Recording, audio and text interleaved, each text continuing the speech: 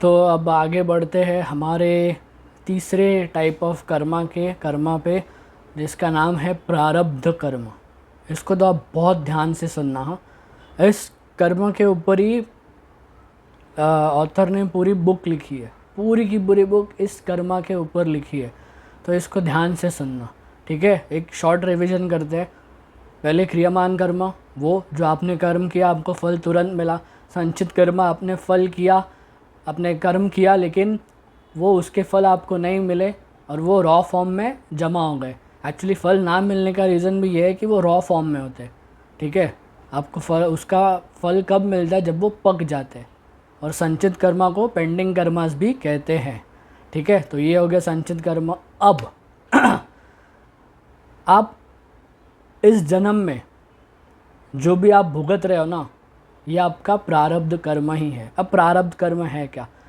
Supposedly आपका जो संचित कर्म है, जो आपका वो वेयर हाउस है, उसमें समझो फॉर एग्ज़ाम्पल कि उसमें 1 टन अच्छे और बुरे कर्मों का कलेक्शन है। ठीक है, अब ऊपर वाले ने सोचा कि 1 टन में से ना इसको इस जन्म में 400 किलो ऑफ प्रारब्ध उसमें से निकाल के इस जन्म में उसको भुगतने के लिए भेज देते। अब ये 400 किलो ना तो पूरे बुरे कर्म है, ना ही पूरे अच्छे हैं। ये मिक्स हो सकता है या कॉम्बिनेशन हो सकता है। कभी कभी 50-50 होता है, कभी कभी 60-40 होता है, कभी कभी 70-30 होता है, 80-20 होता है। लेकिन 80-20 में, 30-70 में आप ये नहीं बोल सकते कि 30% अच्छा है या 30 बुरा, 70% अच्छा है या 70 बुरा। वो तो जब आप ज़िंदगी भुगतना चालू करोगे तब आपको पता चलेगा।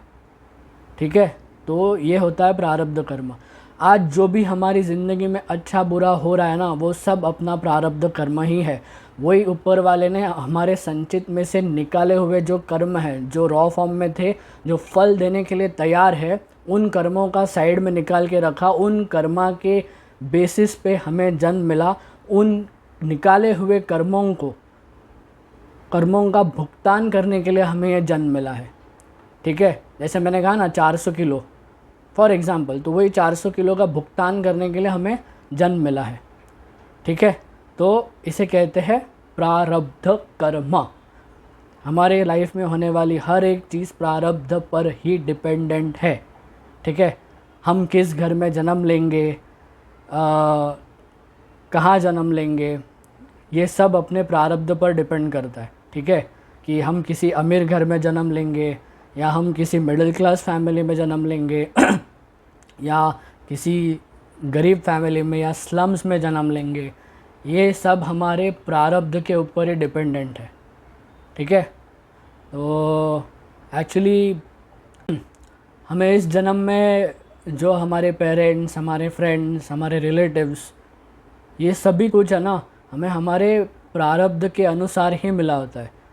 इसीलिए आपने देखा होगा कि बहुत बार दो सगे भाइयों में बनती नहीं है, बाप और बेटों के रिश्ते में खटास होती है, फिर सास बहू में नहीं बनती है, पति पत्नी में नहीं बनती है। ये ऐसे ही कोई किसी जन्म का होता है, वो इस जन्म में भुगतना पड़ता है। एक्चुअली सब, एक एग्जांपल लेते हैं बाप बेटे का।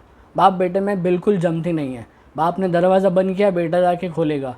बाप ने पर्दे खोल दिए, बेटा जाके बंद करेगा। या बाप ने अगर ABC बोला तो बेटा XYZ बोलेगा। या एक्चुअली होता क्यों है पता है? कि कहीं किसी तो जन्म में ना, अभी देखो ये नेसेसरी नहीं है कि इस जन्म में वो बाप बेटे है तो अगले पिछले कोई किसी जन्म में वो बाप बेटे ही हो। क्या पता कोई दोस्त हो, कोई रिश्तेदार हो, कोई कज़िन्स हो या कलीग्स हो। तो उस जन्म में ना इन दोनों के बीच में कुछ ऐसा हुआ होगा कि एक ने दूसरे का भारी नुकसान किया होगा, उसकी भरपाई नहीं दी होगी। तो बस उसी चीज़ों की भरपाई करने के लिए ना, वो जो बंदा जो लॉस में था आज इसका बेटा बन के आया है और इसकी, समझ जाओ। ठीक है, तो ऐसा ही होता है कुछ कुछ। इसी वजह से उनका जमता नहीं है, इसी वजह से भाइयों में जमता नहीं है, इसी में सास और बहू में झगड़े होते हैं। ऐसे ही कुछ कर्मों का लेन देन है जिसके वजह से वो लोग भुगतते रहते हैं। ठीक है, और आपने ये भी देखा होगा कि कभी कभार ना कुछ बच्चे पैदा होते ही हैंडीकैप होते हैं, कोई अंधे पैदा होते हैं, किसी के हार्ट में होल होता है। अब उन्होंने क्या किसी का बिगाड़ा होता है? वो तो अभी पैदा हुआ है ना, उन्होंने क्या किसका बिगाड़ा है? तो उनको ऐसी क्यों ज़िंदगी मिलती है?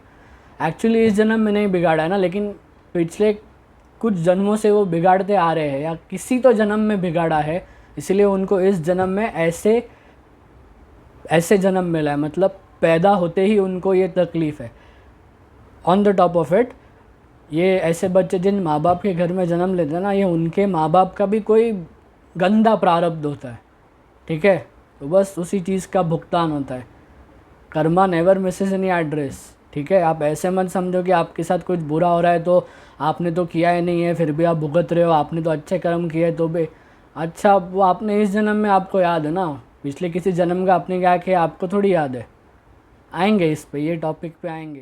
तो अभी मैं आपको ना कुछ बुरे प्रारब्ध और कुछ अच्छे प्रारब्ध क्या होते हैं जस्ट बताता हूँ। मतलब ये अच्छा प्रारब्ध है, ये बुरा प्रारब्ध, एक लिस्ट मैंने बनाई है तो आपको जस्ट पता चल जाएगा। ओके, तो बुरे प्रारब्ध से स्टार्ट करते हैं। आपके घर में न्यूबॉर्न बेबी हुआ है जिसके पास हेल्थ इश्यूज़ है, वो बुरा प्रारब्ध है। आप अगर 16-17 साल के और उस उम्र में आपके मॉम डैडी की डेथ हो जाती है, ये आपका बुरा प्रारब्ध है। फिर कोई बच्चे 20 साल 25 साल 30 साल की उम्र में मर जाते हैं, उनके माँ बाप का बुरा प्रारब्ध है। बिज़नेस में भारी नुकसान हो जाना, इतना कि भाई पूरी अमीरियत से गरीबियत आ गई आपकी, ये भी बुरा प्रारब्ध है।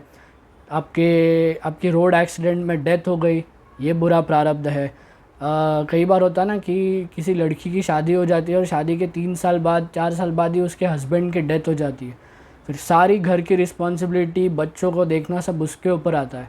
तो रिस्पॉन्सिबिलिटी को पार करना उसका प्रारब्ध होता है, ठीक है। आप बहुत ही ज़्यादा वेल क्वालिफाइड हो, 2-3 प्रकार की डिग्री है आपके पास, लेकिन आपके पास जॉब नहीं है, यह आपका बुरा प्रारब्ध है, ठीक है। आप एक स्मूथ फ्लोइंग करियर को छोड़ के किसी और करियर की तरफ जाते हो और आपको उसमें काम नहीं मिलता है, आप सालों तक बेरोज़गार हो, तो बेरोज़गारी ये आपका प्रारब्ध है, ठीक है।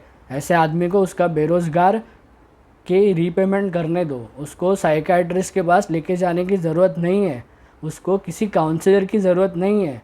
ओके, तो फिर किसी लंबी चलने वाली बीमारी का आपको शिकार होना, फिर उसका इलाज करने के आपके पास पैसे ना होना,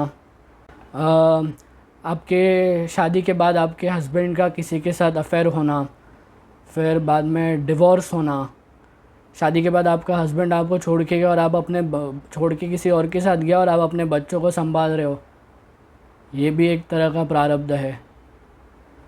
ऐसे जो भी आपके साथ अच्छा बुरा होता है ना, बुरा स्पेसिफिकली ये है कुछ एग्जांपल्स बुरे प्रारब्ध के।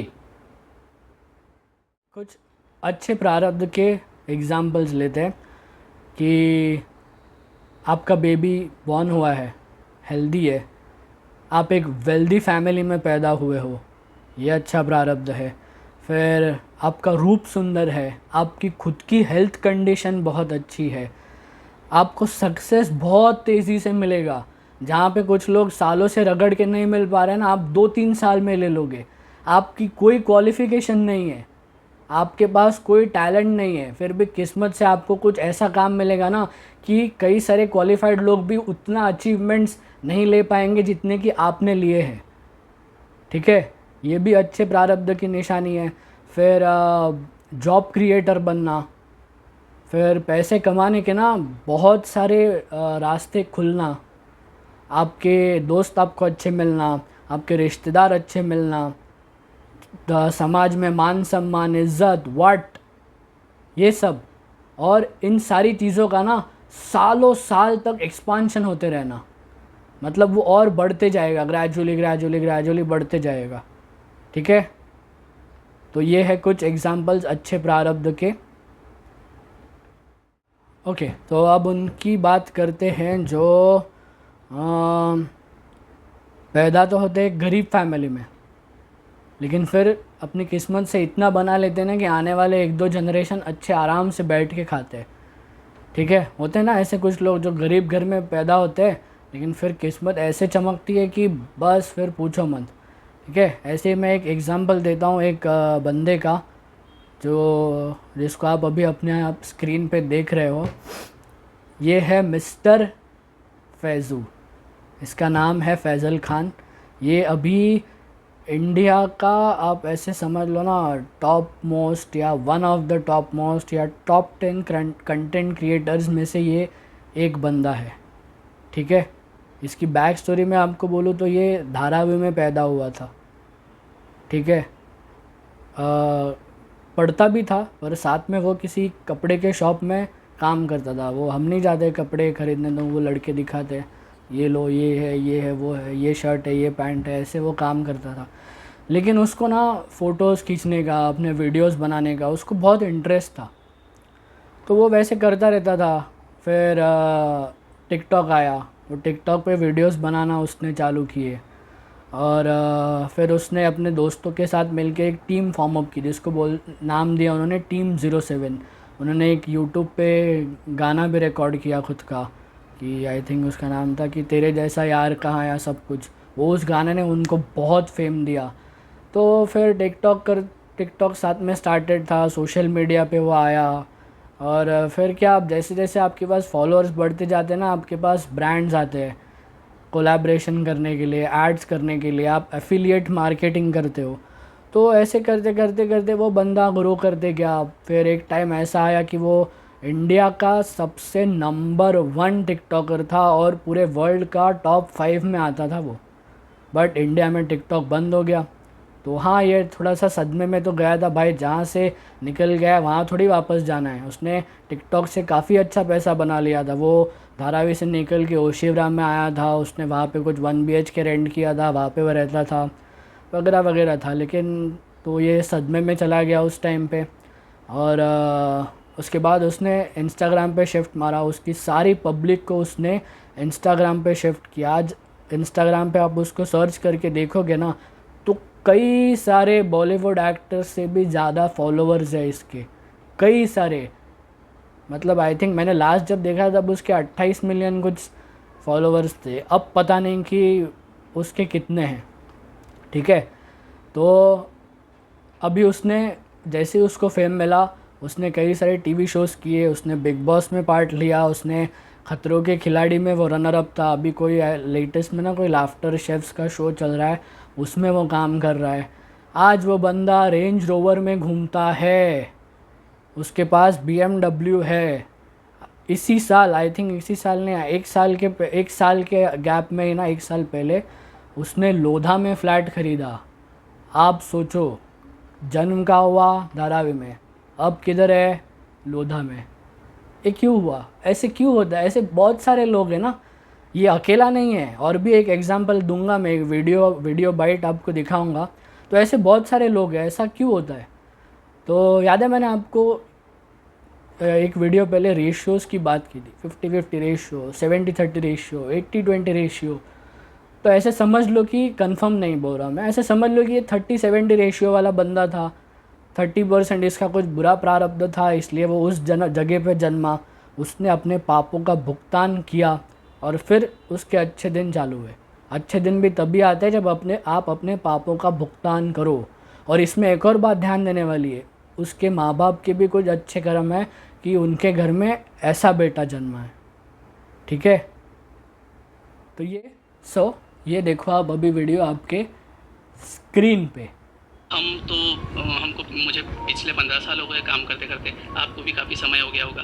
वो अचानक से अभी उसने उतना पैसा उसके पास आ गया अभी पिछले 6 महीने में, जितना मुझे नहीं लगता कि इस जन्म में भी कमा पाएंगे। ये कैसे हो गया भैया? वो तो थोड़े दिन पहले वो तो चाय बना रहा था, अब ये बने योग मतलब उसका प्रारब्ध निर्मित हुआ। अब आप ये समझना कि उसने कोई ऐसा पूर्व कर्म किया होगा कि उस कर्म का फल अब उसको मिलना है। अब जैसे कर्म का फल मिलना है तो वो फल ढूंढेगा उसका रास्ता। तो रास्ता कैसे ढूंढा कि उस बात को अगर पहले किसी को बताया जाए तो वो विश्वास भी नहीं करेगा उस बात पे कि डोली चाय वाले को बिल गेट्स बुला लेंगे। ये कैसे हो गया? ये प्रारब्ध है। प्रारब्ध अपना रास्ता ढूंढ लेता है और प्रारब्ध बहुत स्ट्रांग होता है। आपको नहीं पता कि आप अगले 6 महीने में किस पोस्ट पे चले जाएं, आप कहाँ कितना पैसा आपके पास आ जाए। तो आपके हाथ में क्या है? आपके हाथ में आज का कर्म है, क्रियामान का। आप आज का कर्म ईमानदारी से अपना धर्म निभाते हुए कीजिए। उससे जो प्रारब्ध बनेगा वो ऐसा बनेगा कि आप कहेंगे कि वाह क्या लाइफ है मेरी।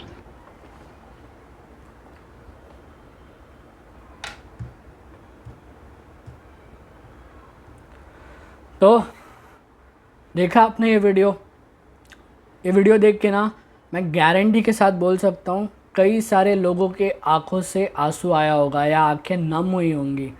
हम भी तो कभी कभार सोचते ना कि हमारी भी ज़िंदगी ऐसे पलटे, हमारे पास भी उतना पैसा आए, ठीक है, हमारे पास भी फेम आए। तो अब ये भी उसी का कोई कर्म, कोई अच्छा कर्म, कोई बुरा कर्म। कोई बुरा कर्म था इसलिए उसने लो प्रोफाइल काम से चालू किया और फिर जैसे गेम पलटा, आपने तो सुना ही कैसे गेम पलटता है। तो कुछ लोग होते हैं वैसे जो ऐसे कर्म लिखवा के लाते हैं। अभी ये हम नहीं बता सकते कि कौन है वैसा कौन नहीं है, ये तो टाइम ही बताएगा। बस जैसे कि इन्होंने कहा, ये श्याम सर है, ये लॉ ऑफ अट्रैक्शन के टीचर है, तो इन्होंने कहा कि अपने कर्म करते जाओ, प्रारब्ध अच्छा होगा, कुछ ना कुछ अच्छा होगा, और कुछ अच्छा होगा लिखा होगा तो अपने आप होगा।